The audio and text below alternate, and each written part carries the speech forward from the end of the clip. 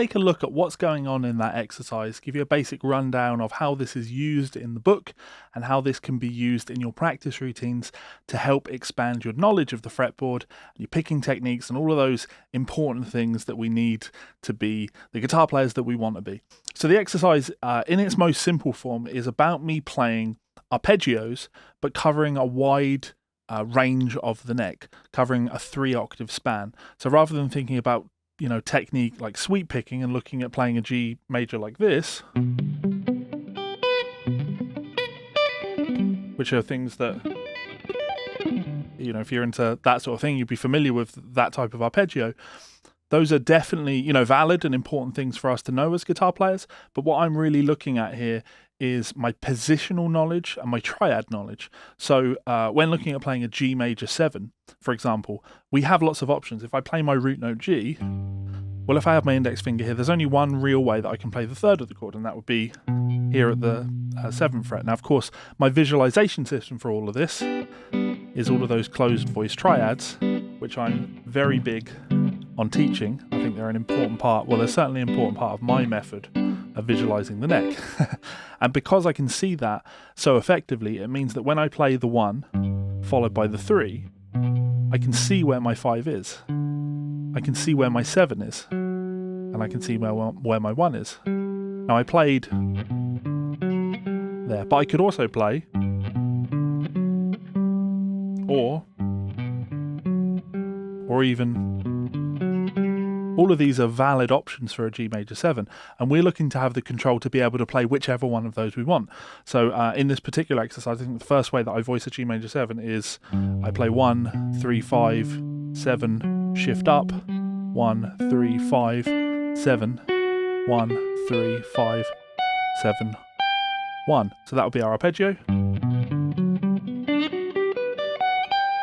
Now that is a G major 7 arpeggio. It has all of the intervals required, but we should and could be able to play that in different ways. I might play or a different way of doing it. And I like that. It's kind of a challenge, and it helps us to look at position shifting, being able to look ahead.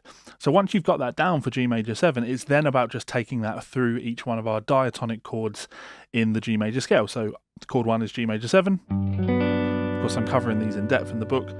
Chord 2 is an A minor 7. Could we play an A minor 7? I could, I guess, finger it in a similar way to the way I fingered the G major 7. 1, flat 3, 5, flat 7, 1, flat 3, 5, flat 7, 1. I think that's probably what I do in the book.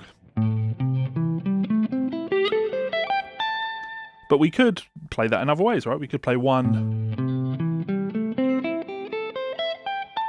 It's the same, I'm playing the same notes there. 1, flat 3, 5, flat 7. 1, flat 3, 5, flat 7. 1, flat 3, 5, flat 7. 1. That's an A minor 7. And then when I move over to a B minor 7, same idea, right? Or these are all, they're all valid, and just having the knowledge of being able to do that is a wonderful tool, because then as an improviser, if I happen to play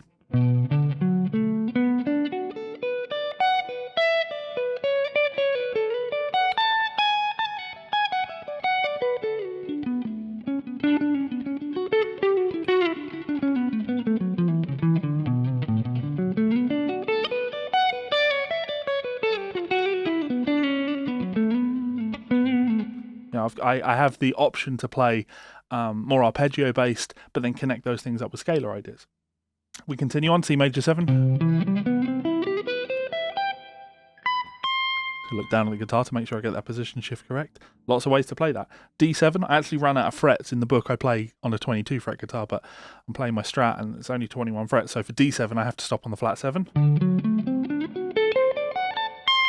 And when I'm doing that, again, what am I looking at? I see my D major, and therefore I have my chord. When I want to make my transition, well, where am I going to move to? I see my next chord voicing. Transition to the third, 3, 5, flat 7, 1, 3, 5, and then flat 7. So there's our D7. And you notice that we don't hear the slide.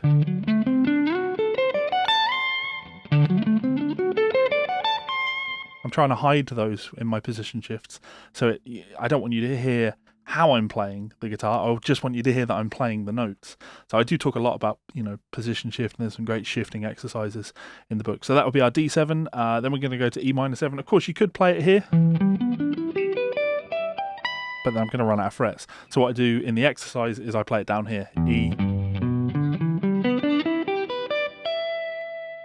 And then, of course, chord 7 in a G major 7 scale is a an F sharp minor 7 flat 5. And for that, we should know our position-based way of playing through that. But what we're going to do in this example, because we want that 3 octave, we want to get all the way up to here, we're going to play... sorry, what am I playing? There we go.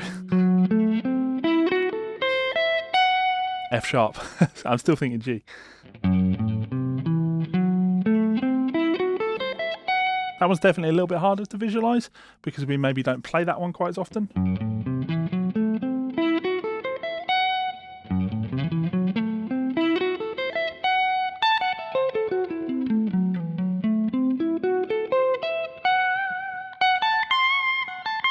Can't go higher than that. And then we're back at G major 7. So realistically, you can practice this any way you want, but the basic idea would be to think as you're doing it. G major 7, and I'm thinking A minor 7 already. G, A minor 7. Thinking B minor 7. Thinking C major. Thinking D7. Can't go higher than that. Thinking E minor. Thinking F sharp. Thinking G major 7. So it's a lovely little exercise, a nice picking challenge. If you can keep that alternate picking motion going through that, as you'll see me doing, you'll have a lot of fun with this one. So here we go. Here's that exercise. And again, please do consider checking out my new book, Guided Practice Routines for Guitar, Advanced Level.